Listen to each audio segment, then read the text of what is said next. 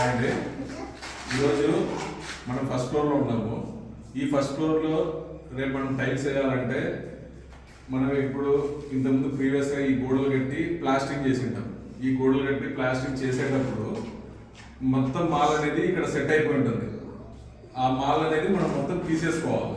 ఆ మాల్ తీసేసేసుకోవాలంటే మనం ఎలా చేసేసుకోవాలంటే ఇట్లాంటి ఏదైనా ఒకటి ఇలాంటి గుడ్డ లాంటిది ఒకటి తీసుకొని దీన్ని మీరు ఏం చేయాలంటే ఇదంతా పైగొట్టేసుకోవాలి.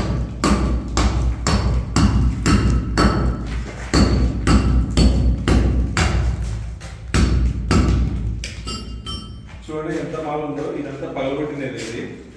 సో ఇంత మాల్ మీరు ఇట్లే పెట్టేసి దీని మీద ఎప్పుడు ఫ్లోరింగ్ చేయకూడదు.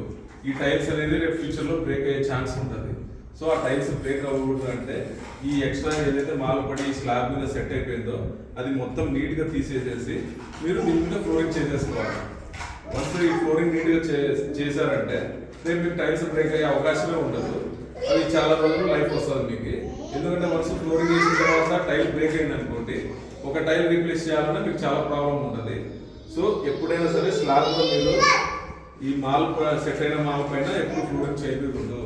ఏదైనా మొత్తం క్లీన్ చేసుకొని దానిపైన ఫ్లోరింగ్ చేయించుకోండి. ఎటువంటి ప్రాబ్లం రాదు.